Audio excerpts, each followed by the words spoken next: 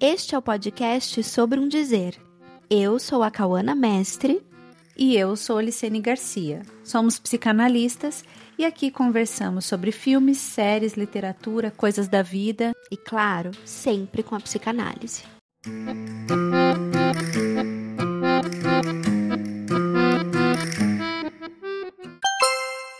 Bom, hoje a gente recebeu uma pergunta de uma ouvinte que nos escreveu. Ela não mandou áudio, mas ela escreveu uma pergunta que veio ao encontro de uma série que, por acaso, Licene e eu assistimos mais ou menos ao mesmo tempo. E aí decidimos, então, trazer essa questão, que é uma questão universal, que a questão sobre o amor é universal, né? Para cada um ela toca de um jeito. E pensando também nessa série que a gente viu e quer discutir com vocês. Eu vou ler a pergunta, então. Oi, Cauana. Oi, Licene. Acompanho vocês no Sobre um Dizer e adoro o podcast. Assisti semana passada a nova série da Netflix Ninguém Quer. E fiquei pensando quão difícil é encontrar um relacionamento tranquilo. Olho para mim e para minha história e consigo elencar uma série de relações que sempre têm alguma confusão. Briga, insegurança, ciúmes, medo da rejeição. E no fim sempre saio achando que não tenho sorte no amor. Como estar num relacionamento que não acabe em confusão? Se você tem uma pergunta, uma reflexão ou uma história que deseja compartilhar conosco, procure pela gente nas redes sociais, @sobreumdizer, e por lá você pode escrever ou mandar um áudio. E não se preocupe, a sua identidade não será revelada. Querem uma saída só para o amor? Tolice, são infinitas. Não é assunto exato. Cada um que sabe, cada um que vive. Nem sempre é bom, nem sempre é ruim. Desconheço a balança que mede isso. É o que é, aceito, rejeito, mas não escolho mais tirar de mim.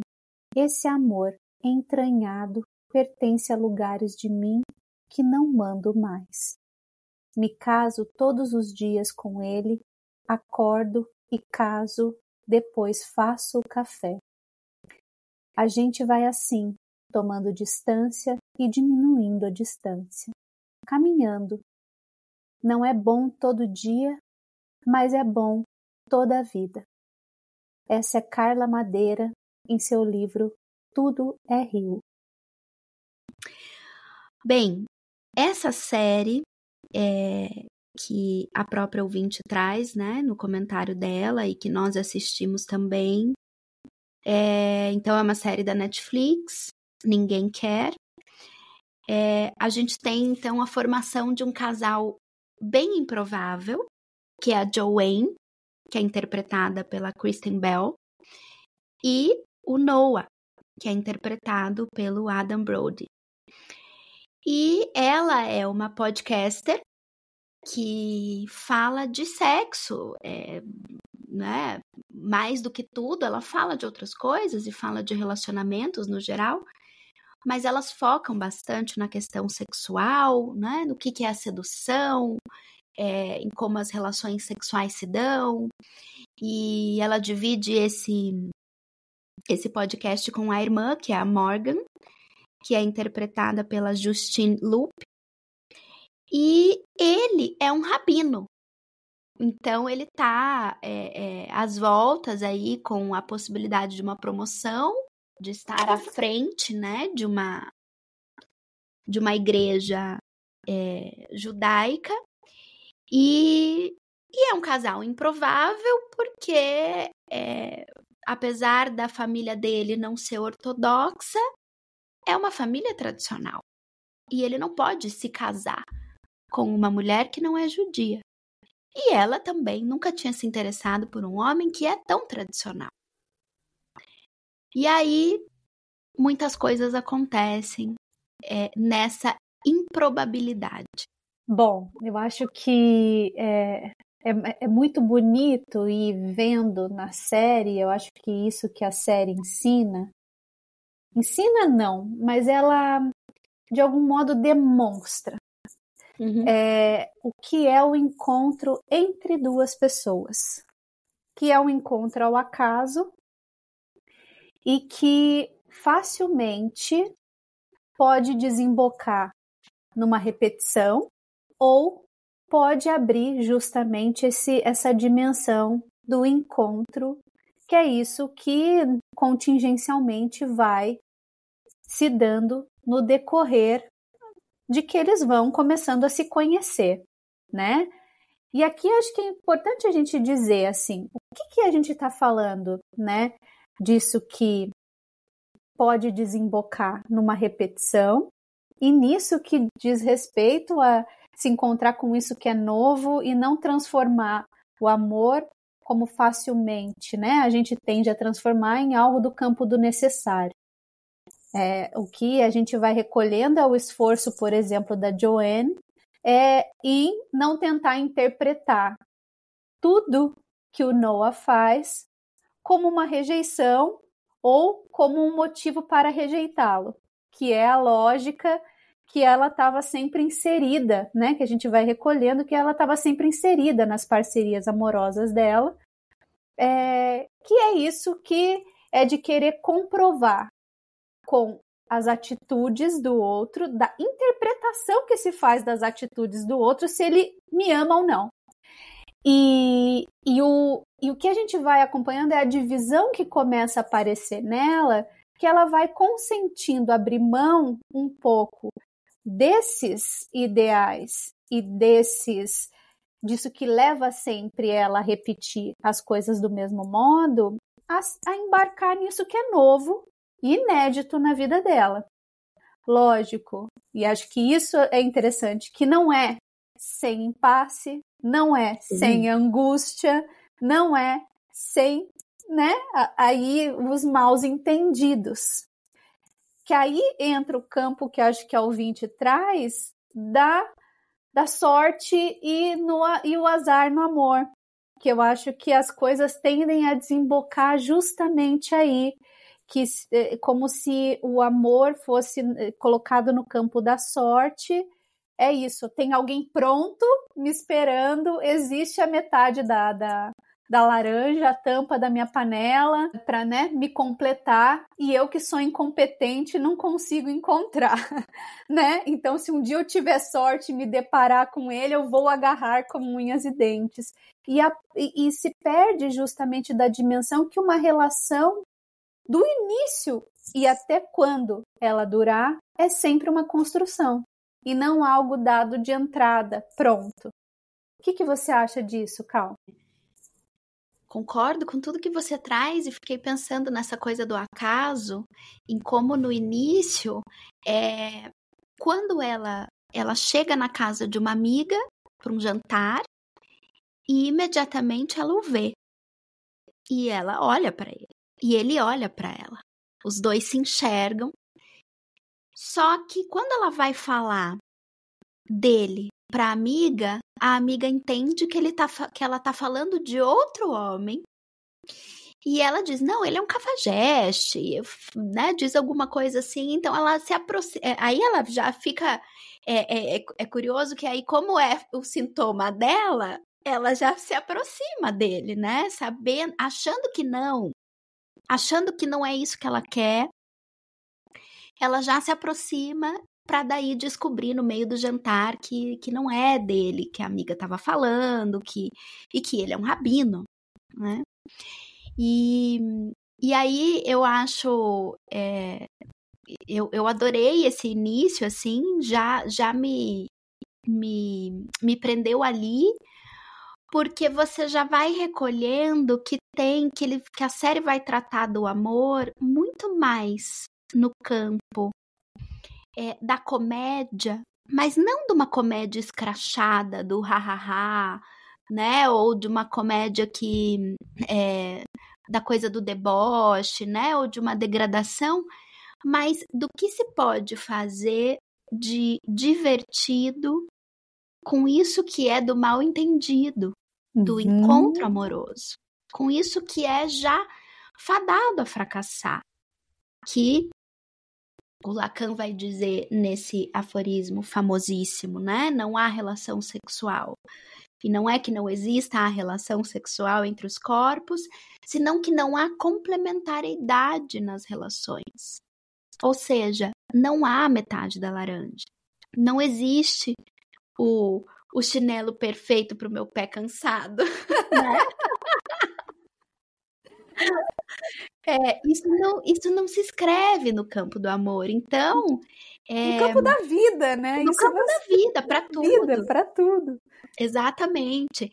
E essa construção que eles vão fazendo a partir de todos os impasses que vão aparecendo, porque aí tem aquela sogra, que é a mãe do Noah, que é uma mulher muito tradicional e ela não admite que o filho namore uma mulher, tem um nome até para isso que ela usa, né? Que é um...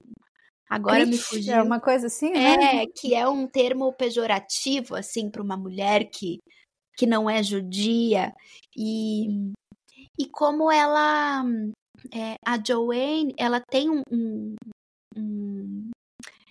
ela tem uma coisa, assim, muito viva e muito alegre, né? Que convoca ele também a estar de outro jeito na vida. Porque ele estava... O começo da série, na verdade, se eu não me engano, é que ele está numa relação amorosa e ele tem um pacto, né, com essa relação. É uma mulher judia também. E ele compra um anel de casamento, um anel de noivado, só que ele não entrega. E a namorada encontra o anel. E ela mesma coloca no dedo e nem diz nada, assim. E ali ele vê cair alguma coisa. Ou seja, fazendo a relação sexual existir. Você não precisa me dizer nada, já sei que você quer casar comigo, tá aqui o anel, não precisa nenhuma das formalidades. Você não precisa me dizer nada, né? Exatamente. Aí, quer dizer, né, o que importa é é casar e não o que a gente pode dizer e fazer sobre isso que é um casamento. Então, ali ele vê cair alguma coisa e ele percebe que tem algo opaco nessa relação, que não serve mais, né? E aí, enfim, é que eles acabam, então, se conhecendo no jantar, né, dessa amiga, e toda sorte de coisas acontece. Todo tipo de coisa vai acontecer, como numa boa comédia romântica. Só que aqui a gente está diante de uma comédia romântica que não romantiza a relação, mas que também não coloca o amor no campo dessa coisa dura, né? Do difícil, do isso insuportável. Não é romantizar o amor? Não é justamente isso que romantiza o amor? Eu acho que são duas faces da mesma moeda, na medida, né, se a gente pensar que o amor romântico pode ser esse amor impossível. Esse amor que é preciso fazer tudo para alcançar, é preciso atravessar a floresta de espinhos. Sim. Né, para encontrar a bela adormecida no último quarto da torre. Então, acho que sim, acho que tem disso mesmo.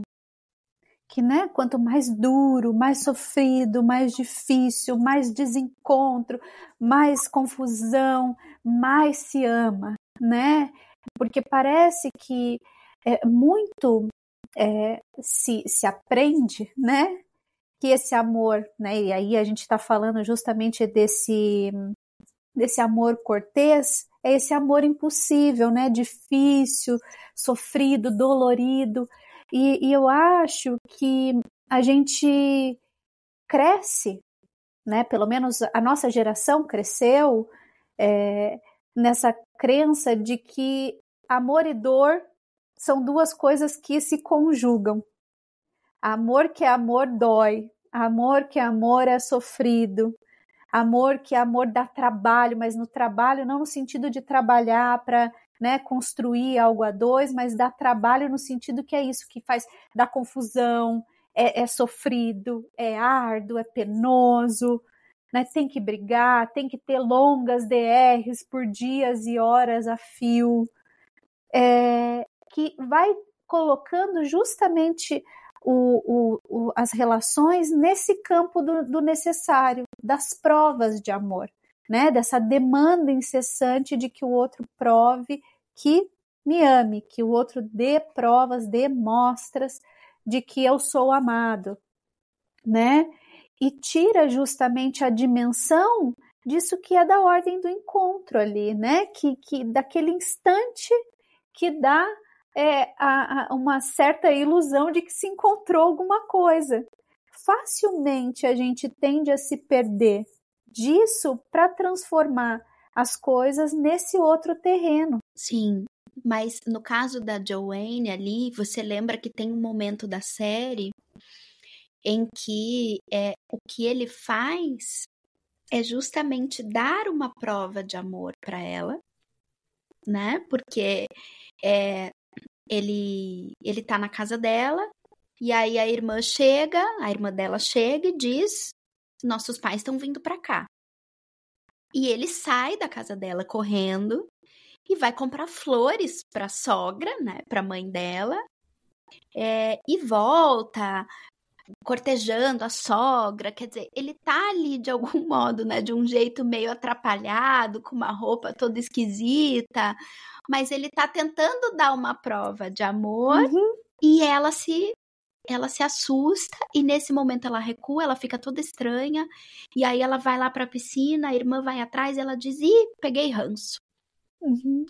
Peguei ranço, e aí ela fala da roupa dele, que a roupa dele tá muito feia, que ele tá com isso, que ele tá com aquilo, e ele, muito sabiamente, percebe o que tá acontecendo. E faz uma piada com isso, e diz, né, mas como para dizer, você vai estragar isso? Tem certeza? Né? Porque eu tô aqui e tô fazendo diferente, você vai estragar?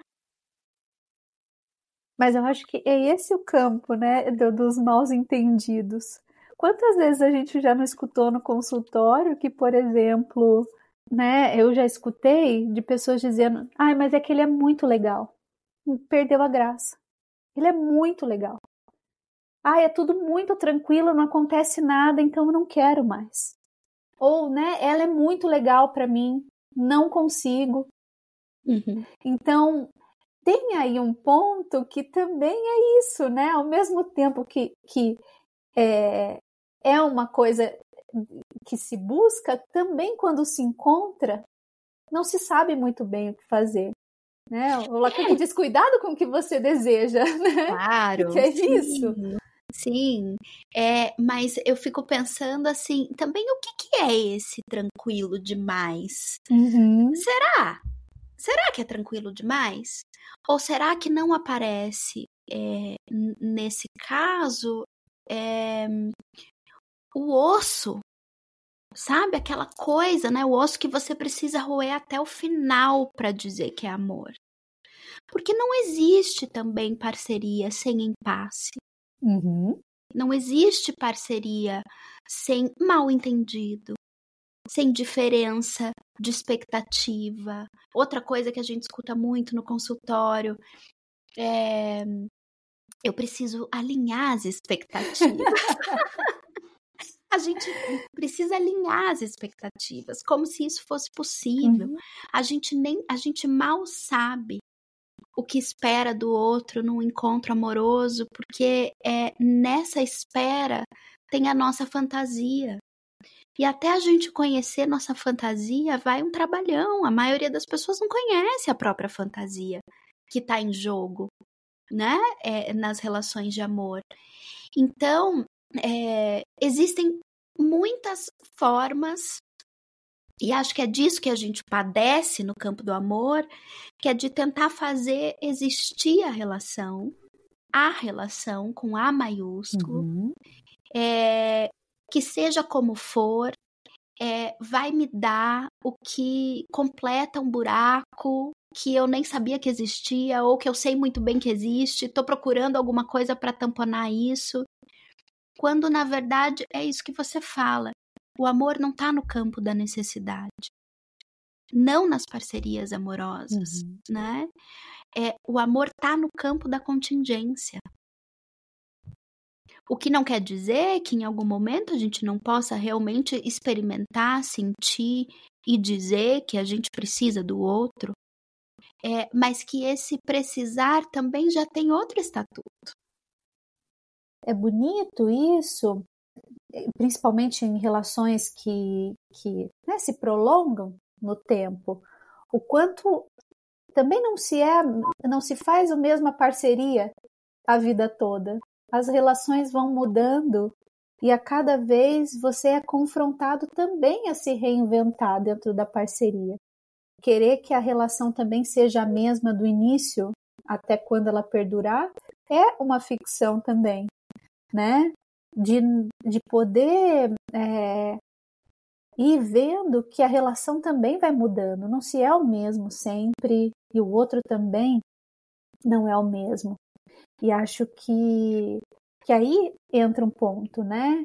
Quando você conheceu seu marido, ele não é o mesmo quem ele é hoje. Você já casou com um homem diferente de quando você, né, namorou, casou, teve filho e então vai mudando as coisas com o decorrer do tempo, né? Exatamente. Eu brinco que tô numa relação monogâmica, né? Meu casamento é uma relação monogâmica. Então eu estou com um único homem há 10 anos, mas que não é o mesmo.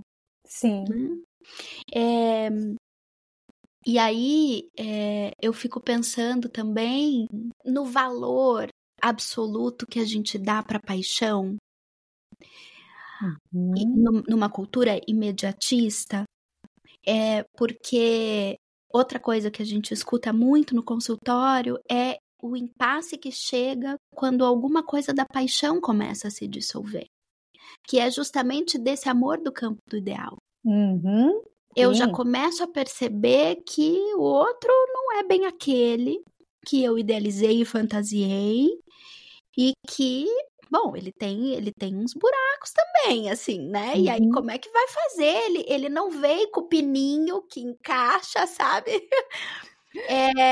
Exatamente ali, né? Na fonte que sou eu. Não. Ele também tem os pinos meio tortos e os buracos dele. E eu não sei muito o que fazer com isso.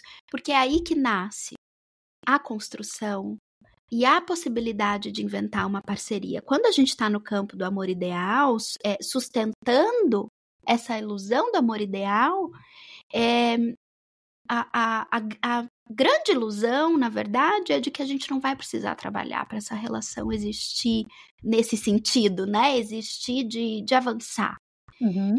E aí, como a gente superestima o amor ideal, como a gente superestima a paixão. Sendo que esse amor, que é o amor do campo do imaginário, que é o amor narcísico, é um amor que não inclui a falta. Sim. E nem o outro, né? Porque é um amor a si mesmo, né? É um amor que fica em torno de si mesmo, assim. Sim, eu amo aquilo que eu vejo de mim nos olhos do outro.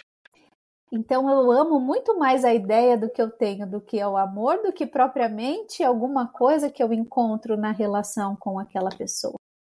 Ama-se o amor e não quem você está. Porque a gente nunca sabe por que a gente ama alguém, como que a gente ama alguém, né? Sim, eu acho que a gente pode dar muitas explicações e justificativas e nenhuma vai esgotar o que é que fez essa coisa acontecer, né? Esse encontro acontecer. Você sabe que agora te escutando, eu me lembrei de uma coisa que hoje eu dou risada, mas eu sempre gostei de carinho na cabeça, né? De mexer no cabelo, aquela coisa. E eu tava às vezes com o Rodrigo e fazia carinho no cabelo dele, assim. E um dia, ele, né, num dia aleatório, não estava fazendo isso. Ele diz assim: você gosta de carinho na cabeça? Eu falei: sim, eu adoro. Eu falei: e você? Dele? Eu não. E eu falei: sério? Dele: ai, pra mim isso não é carinho, me incomoda. A minha primeira resposta foi imediatamente pensar: ele não gosta do meu carinho. Uhum. A segunda coisa. Facilmente desemboca para ele não gosta de mim. Exatamente. Né? Uhum. Mas imediatamente falei: cara, não, ele não gosta de carinho na cabeça dele. Não quer dizer que ele não gosta do meu carinho. Né? Veja, é um exemplo simples, banal do dia a dia, que mostra justamente os desencontros aí.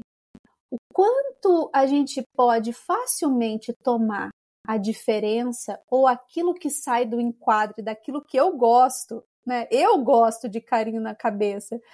Quem, né? Que o outro tem que gostar da mesma coisa que eu?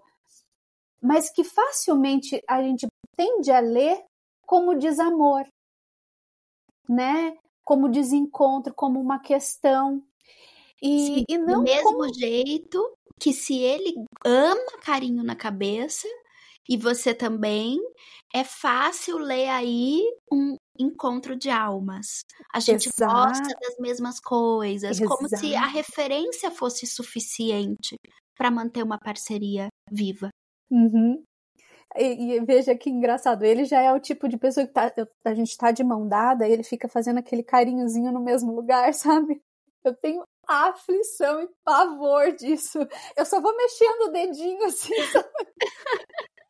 Mexendo a mão para ele fazer isso em outra parte da mão. Mas não peço para ele parar porque eu gosto, né? Mas não repetidas vezes no mesmo lugar. Então eu vou. Então veja, é isso, né? Que de algum modo vai incluindo o que é de cada um, sem isso se tornar uma questão, um problema. Sim, eu tô escutando você e eu lembrei também de um exemplo que eu sempre conto, assim, Da janela? Não, qual da janela? Que ele abre todas as janelas e você sai fechando? Ah, sim, não, isso é um clássico. Ele abre todas as janelas, eu saio fechando todas as janelas, eu deixo todas as luzes acesas e ele sai apagando todas as luzes. Mas tem um exemplo que virou já um meme na família, assim, que o Gustavo, ele é assim, como um bom obsessivo, ele gosta de tudo, e virginiano, vamos trazer o signo aqui para conversa, ele gosta de tudo extremamente organizado. Então, se você chega no escritório dele, eu falo para ele assim, isso aqui não tá em ângulo reto. Eu dou uma brincada, porque tudo tá assim, sabe? No ângulo correto e tudo na sua caixinha e tal. E aí, nós temos a nossa gaveta de talheres, ela tem divisórias. Então, tem a divisória dos garfos, a divisória das colheres, etc. E nessa divisória, né, o que a gente tem de garfo, cabe os garfos assim enfileirados, um atrás do outro, um encaixado no outro. E é assim que o Gustavo gosta que fique. Um encaixadinho no outro, assim, perfeitamente alinhados. Eu pego o garfo da máquina de lavar e jogo ali no pedaço do garfo, porque para mim, entendeu? O compartimento garfos já é suficiente. Eu não tô colocando uma faca ali no meio, sabe? Mas ele não. E o que eu acho engraçado e que eu fui observando é que ele acaba cuidando dessa parte assim de máquina de lavar e louça e não sei o que, bem mais do que eu, né, hoje em dia. E aí, geralmente é ele que guarda os garfos, mas quando sou eu, depois eu vou ver que ele arrumou, sabe? Só que ele não falou nada. Ele nunca me chamou e disse assim: você tá guardando do jeito errado. Porque eu tô guardando do meu jeito. né? E se para ele é importante deixar daquele jeito, ele vai lá e arruma. E aí virou uma coisa, assim, virou uma piada entre a gente, né?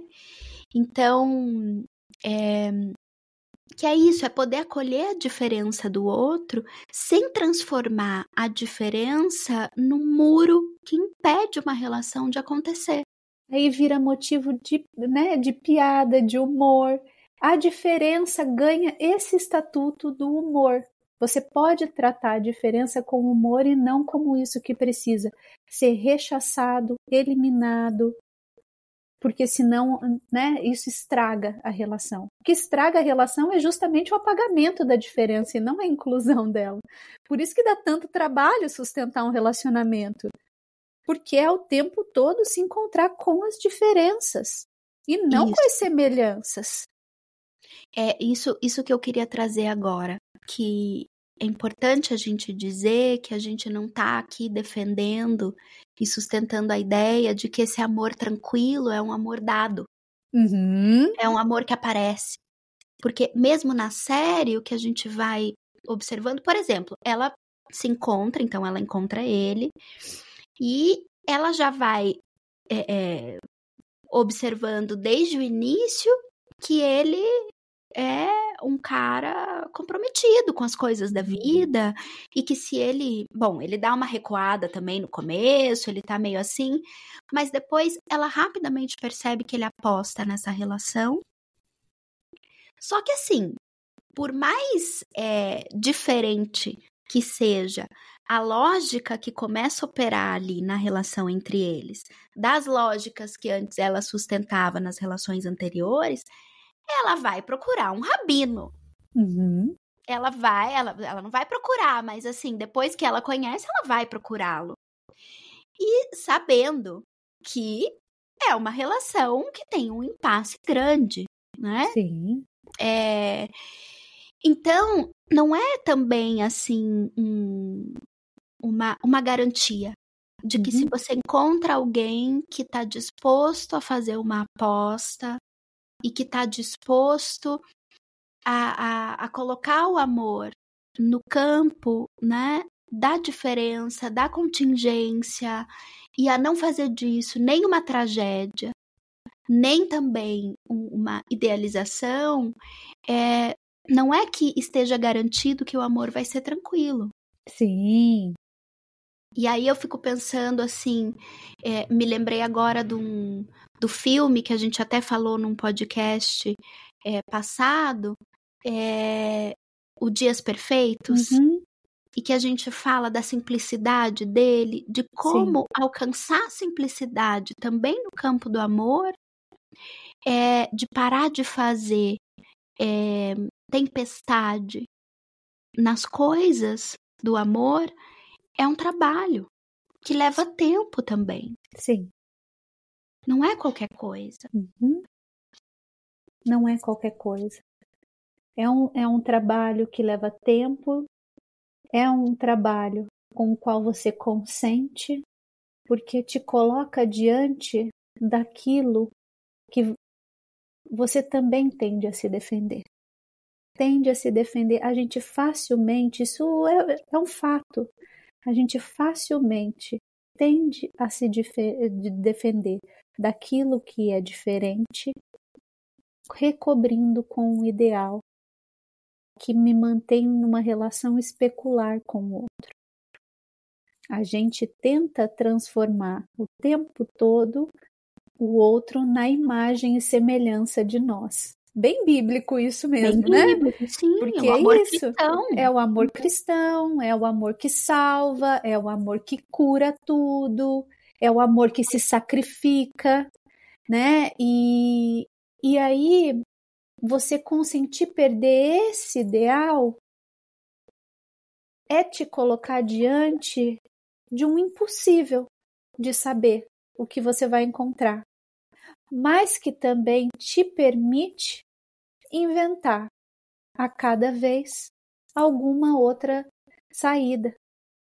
Para isso que se constrói a dois e ao mesmo tempo sozinho, né? Porque não é sem esse traço né, que nos singulariza, que a gente faz laço com o outro, é com ele, né? E do lado do outro também. Mas eu acho que talvez seja justamente isso que rápido demais se tende a concluir. Se a gente vai pensar os três tempos, ver, compreender, concluir, a gente vê a diferença e conclui imediatamente que não é isso. E joga tudo fora, né? Porque saiu do enquadre do ideal, da fantasia, do imaginário, lixo. Isso. E aí perde-se o tempo de compreender para justamente poder fazer alguma coisa que seja outra, com as relações, com os laços, com tudo que é uma orientação na vida de alguém. Sim, e aí importante relembrar, né, que o ideal não é só trazido como o bom, o incrível, o maravilhoso, e sim esse ideal que sustenta a lógica de uma fantasia que às vezes é destrutiva. Então, eu só me relaciono com quem me machuca, eu só me relaciono com quem me abandona. Ainda que isso seja a revelia da consciência, a gente está falando aqui de coisas que são inconscientes e que a gente leva tempo para acessar, né? E aí, quando o outro não me abandona, quando ele fica, eu não sei o que fazer. Então, eu preciso inventar um modo de ficar com alguém que não me abandona. Com alguém ou que eu não comigo. vou daí abandonar para manter essa lógica de que alguém precisa ser abandonado. Exatamente. Exatamente. É um trabalho no sentido desse trabalho artesanal. Né? Penso aqui na minha avó, na minha bisavó, que era uma grande bordadeira, minha avó, que é uma grande bordadeira. Penso aqui na imagem delas, assim, bordando, e a cada passada equivocada do fio, desfaz, borda de novo, vai por outro caminho, muda o desenho, até que sai uma obra singular. Porque ninguém vai bordar a mesma coisa do mesmo jeito, né? Sim. Que a outra pessoa. Cada um tem seu traçado. E é interessante isso, não se borda do mesmo jeito e o bordado nunca sai do jeito que você espera. Exatamente. Sempre sai outra coisa. Sim. E aí eu fiquei pensando também, você traz um ponto muito importante, Li, que é isso do tempo. Que o tempo, ele tá nas relações de amor. Não existe relação de amor sem a passagem do tempo. E pode ser, e aqui a gente não está falando do tempo cronológico só, porque, bom, existem parcerias que duram meses e são parcerias que transformam a vida de alguém e a lógica, né, de parceria. E existem parcerias que duram uma vida toda e que, enfim, são absolutamente destrutivas e devastadoras. Mas desse tempo, o tempo de construir alguma coisa, né? Antes de concluir. Então, o que eu escuto muito no consultório, com a proliferação, por exemplo, dos mais variados tipos de aplicativo, de relacionamento e tudo mais, é que essa dimensão do tempo, ela tá muito suspensa nas relações. Então, é aquilo que você estava dizendo. Se já no primeiro encontro algo da diferença se coloca, eu já concluo que não é isso e passo o dedinho para cima ou para o lado, não sei como é que é, né? Vamos para o próximo, a fila anda. Que tudo bem, às vezes é disso que se trata também, né? De ir para o próximo date e a fila anda mesmo e ok, mas às vezes era possível ouvir um pouco mais, né? Dar sabe, quem sabe um segundo encontro, vamos ver o que acontece aqui. E as pessoas, elas estão muito impacientes, né? Você escuta isso também? Sim, que daí entra as relações estão entrando no regime da produtividade, né? Se vai me render alguma coisa, eu vou. Se não vai me render, e aí render pode ser várias coisas, assim. Eu já parto para a próxima, mas assim, e aí acho que tem duas coisas, né? Se isso não vai me render, eu parto para a próxima, de um lugar que é isso, que eu estou numa busca incessante do que eu não sei o que é, e que aí eu fico só trocando de parceiro, mas não vejo a parceria que está em jogo. Mas também tem um ponto que você começa, e acho que é aí que tem um trabalho e um tempo, de você começar a sacar o que é inegociável para você, e você, diante de um encontro com alguém, de um date, você vê que aquilo não é para você, e você nem pagar para ver. Porque eu sei que daqui não vai sair nada, então é melhor partir para a próxima. Ou não é nem só que não vai sair nada, mas assim, eu sei que aqui tem um campo minado para mim. Exato, eu não preciso entrar aqui. É justamente poder colocar essa dimensão de um inegociável que fala, eu não preciso escolher por aqui. Sabe? Então tem essas duas vertentes que eu acho que é importante, que parece que é a mesma, mas são completamente distintas e marcam aí uma decisão de fazer outra coisa com aquilo que pode ir para o mesmo, sabe? Uhum. Sem dúvida. E mais uma vez a gente cai na sutileza da singularidade, porque a gente tá sempre passeando e circulando entre muitos imperativos da cultura e imperativos nossos também. Sim. Imperativos superegóicos, os ideais que a gente constrói ao longo da vida, né? As defesas, as resistências que a gente levanta.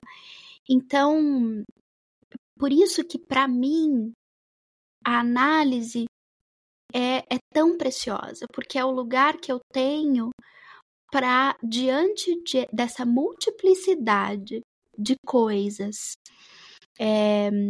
algumas minhas, outras da cultura, outras dos meus pais, da minha família, do outro com quem eu me relaciono, etc. O que é meu nisso tudo? Exatamente. E o que eu posso fazer, o que eu posso decidir, o que eu posso escolher, sabendo que eu não tenho garantia, porque não existe escolha certa nem escolha errada. Existem escolhas. E como eu decido isso? Aí que é a ética, né? Como cada um é ético com o próprio desejo. É isso que está em jogo. Principalmente numa análise que ensina, né? Por isso que uma análise ensina sobre o amor, né? E não se ensina sobre amar o outro. Se ensina justamente a isso que é ser ético consigo mesmo. Amar o próprio inconsciente é isso. É amar também os seus restos, aquilo que você rejeita, aquilo do qual você não quer saber, mas também poder se encontrar justamente por poder acolher isso que é um resto, isso que a gente tenta se livrar de si mesmo, para poder fazer outra coisa disso. A ética passa por aí, né? E acho que uma psicanálise ensina isso. A gente ser ético com a gente mesmo. E isso, consequentemente, afeta, né, o campo das relações com o outro. Sim. Acho que depois disso ficamos por aqui. Um beijo. Beijo, tchau. Tchau.